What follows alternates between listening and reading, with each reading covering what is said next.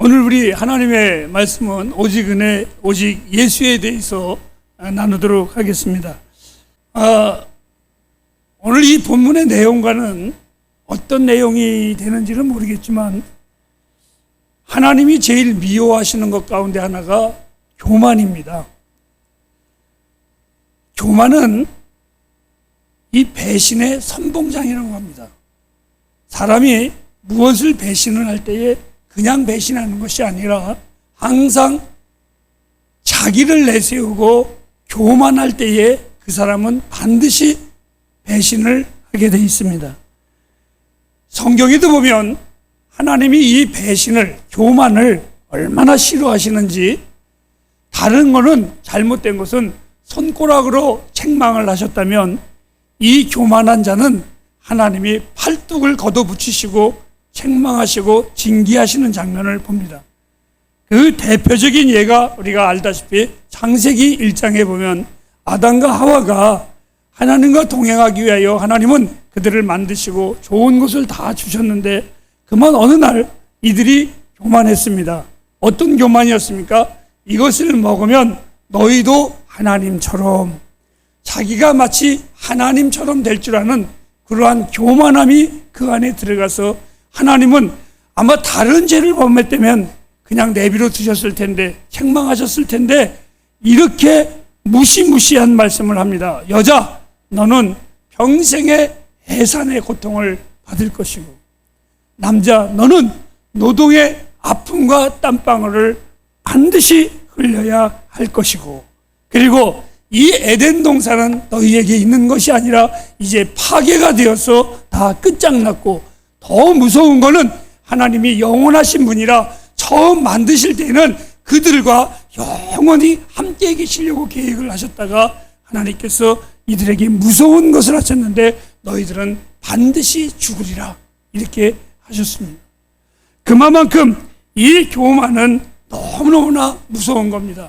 사랑하는 애플가족 여러분, 여러분들의 입에서 교만이나 그 거만이 나오지 않기를 바랍니다.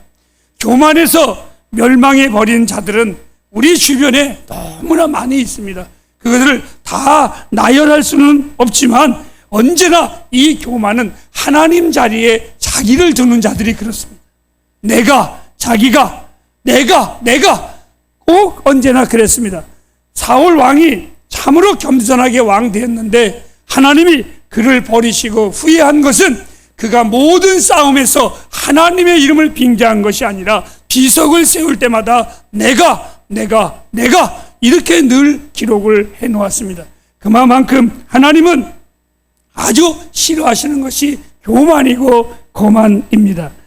하나님은 잘난 자를 물리치시고 못난 자를 불러 세우십니다. 그 이유는 아무도 주 앞에서 자기를 자랑하지 못하게 하려 하심입니다. 구약 성경에 보면 이스라엘의 아름다운 왕 다윗이 있습니다. 이 다윗이 하나님께서 뭐라고 말씀하시냐면 저는 내 마음에 합한 자라. 어떻게 하나님 마음에 합했을까? 얼마나 아름다웠으면. 그런데 여러분, 다윗의 생애에 글쎄 이 부분인지는 모르겠지만 다윗이 그것 외에는 이런 말씀을 했습니다. 그것이 우리아의 아내를 취한 것인지 오늘 내가 말하는 이것인지 잘 모르겠습니다. 하나님 마음을 너무너무나 아프게 했었던 교만함이 있었습니다. 다윗은 이스라엘 백성들을 향하여 언제나 하나님의 백성이라고 했습니다. 그런데 어느 날 이가 삼국 통일을 이루고 나서, 천하 통일을 이루고 나서 인구 조사를 하게 되었습니다. 그리고 하는 말이 나의 백성의 숫자를 세어보라고 했습니다. 하나님의 백성인데 그만 자기가 교만하여서 나의 백성이라는 그 한마디로 인하여 하나님은 그 백성들에게 전염병을 내려서 얼마나 많은 이들이 고통을 받고 죽었는지 모릅니다. 그만큼 교만은 하나님이 너무너무나 싫어하시는 정말 질병 중에 무서운 질병이기도 합니다. 이제 주목하시기를 바랍니다.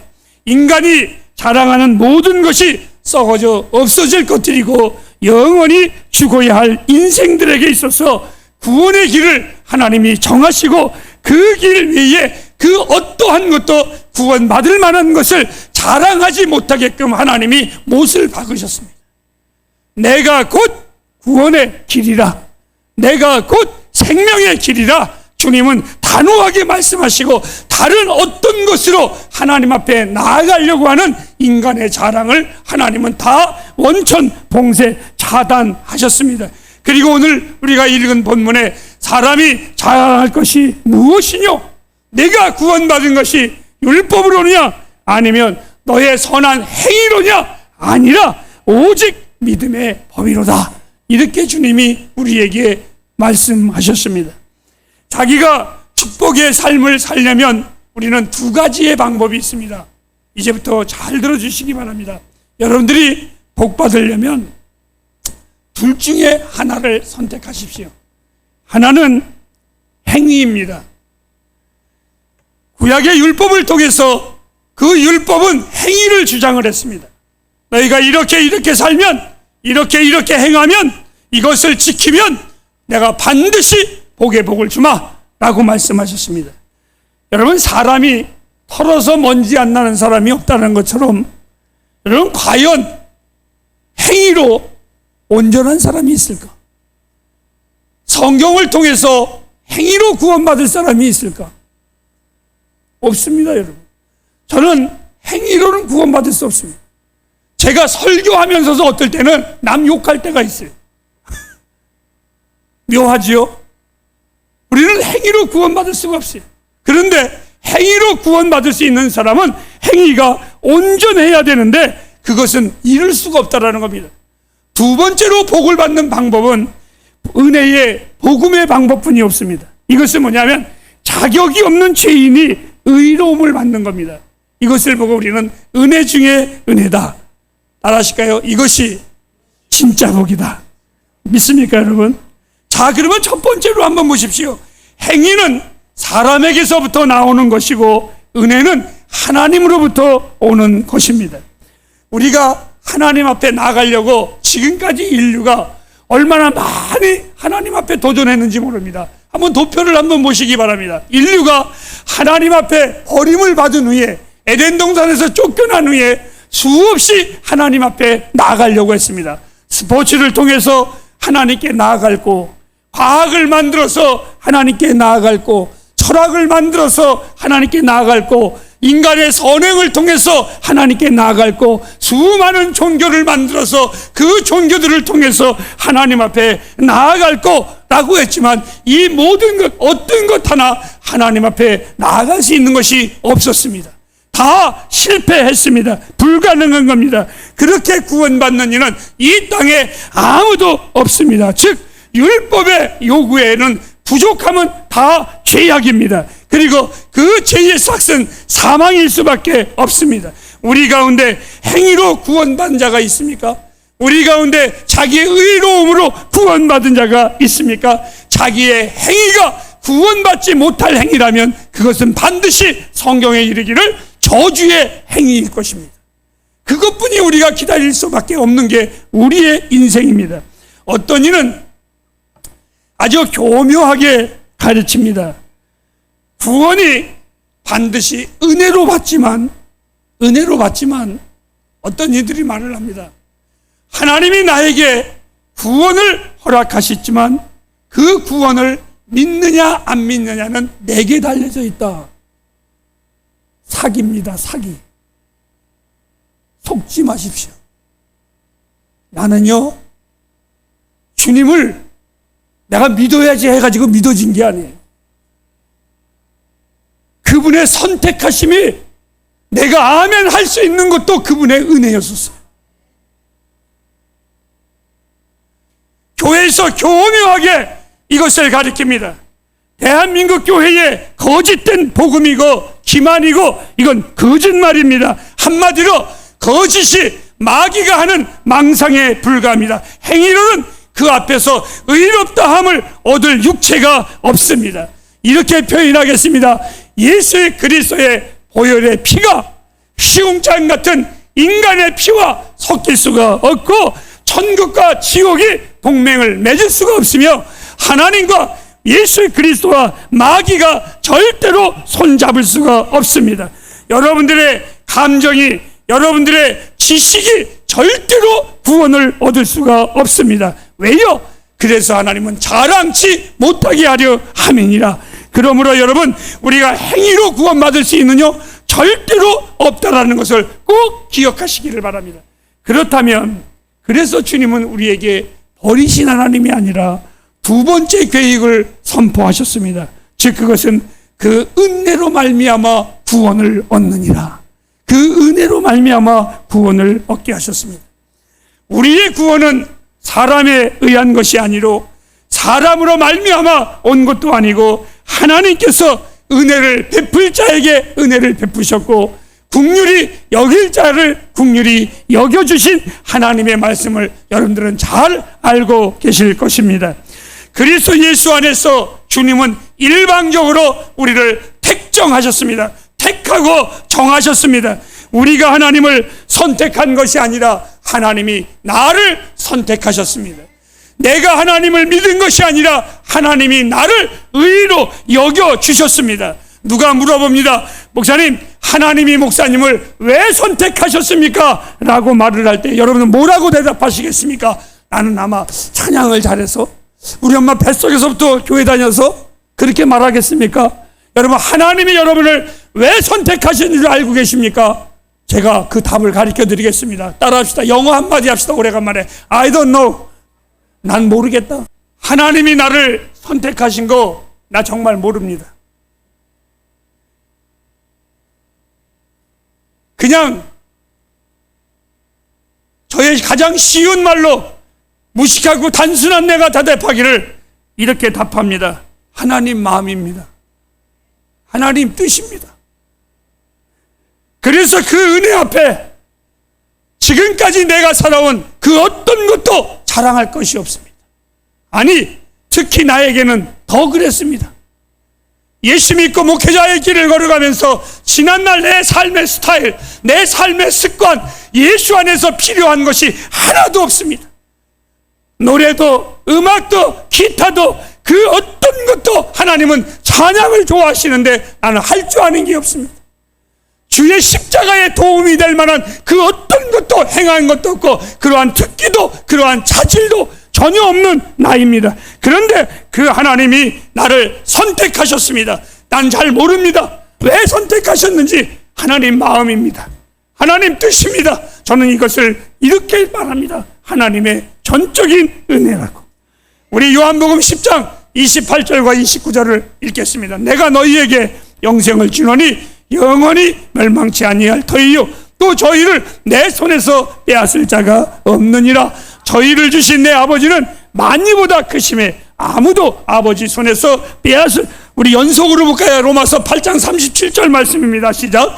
그러므로 이 모든 일에 우리를 사랑하시는 이로 말미암아 우리가 넉넉히 이기느니라. 38절. 내가 확신하노니 사망이나 생명이나 천사들이나 권세자들이나 현재일이나 장래일이나. 39절입니다. 높음이나 기쁨이나 다른 아무 피조물이라도 우리를 우리 주 그리스도 예수 안에 있는 하나님의 사랑에서 끊을 수 없느니라.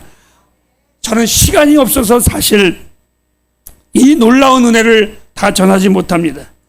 분명한 것은 내가 구원받은 것은 나의 행위로 따라서 얻어진 것이 아니라 전적인 하나님의 은혜입니다. 잘 한번 들어보시기 바랍니다.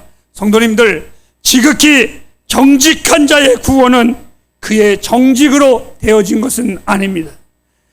나같이 지극히 건달이라고 하더라도 구원이 멀어지는 것이 아니라 오직 예수의 은혜로 되는 것입니다. 어떤 이는 이렇게 말합니다. 구원받기 위해서 경건해지려고 한다고. 아닙니다. 여러분, 예수 믿었기에 경건해지는 겁니다.